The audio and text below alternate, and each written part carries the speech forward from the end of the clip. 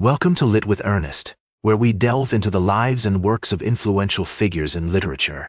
Today, we're exploring the complex and fascinating world of Michel Foucault, a philosopher and social theorist who challenged our understanding of power, knowledge, and human behavior.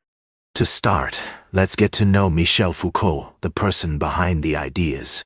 Born on October 15, 1926, in Poitiers, France, Foucault grew up in a middle-class family with a strong emphasis on education. His early life was marked by a sense of curiosity and rebellion, which would later shape his philosophical views. Foucault's father, Paul-Michel Foucault, was a surgeon who expected his son to follow in his footsteps. However, Michel had other plans. He was drawn to philosophy, literature, and politics, and he spent much of his teenage years reading and thinking about the big questions of life. Foucault's educational journey took him to some of France's most prestigious institutions, including the École Normale Supérieure in Paris. It was here that he developed a deep understanding of philosophy, particularly the works of Friedrich Nietzsche, Martin Heidegger, and Georges Bataille. These thinkers would later influence Foucault's own ideas about power, knowledge, and the human condition. As we explore Foucault's major contributions to literature, it's essential to understand his core concepts. One of his most significant ideas is the notion of power-knowledge, which suggests that knowledge is always tied to power, and that those in positions of authority use knowledge to maintain their control over others. This idea is central to his book Discipline and Punish, where he examines the ways in which societal institutions, such as prisons and hospitals, exercise power over individuals. Another key concept in Foucault's work is the idea of archaeology, which involves uncovering the underlying structures and assumptions that shape our understanding of the world. In his book, The Archaeology of Knowledge, Foucault develops this concept further, arguing that knowledge is not a fixed or objective truth, but rather a product of historical and cultural contexts. Foucault's work has had a profound impact on literature and related fields. His ideas about power knowledge have influenced thinkers such as Judith Butler, who has built upon his concepts to explore issues of identity and performativity.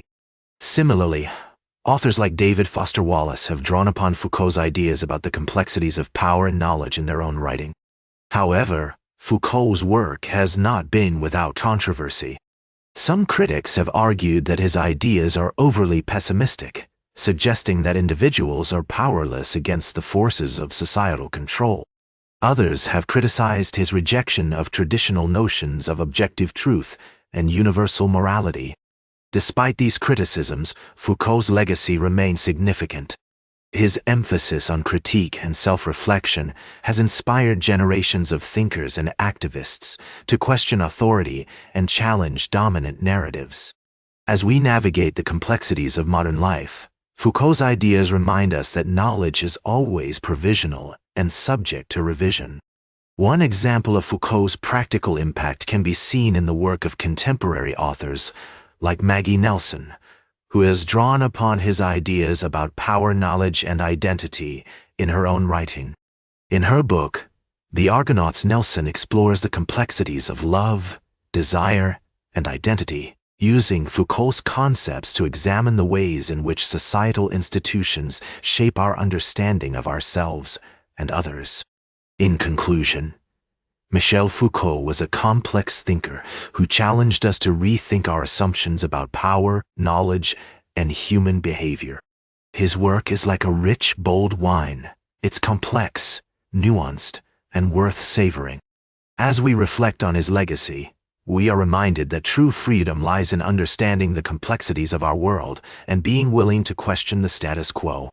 Foucault's personal story is also a testament to the power of resilience and determination.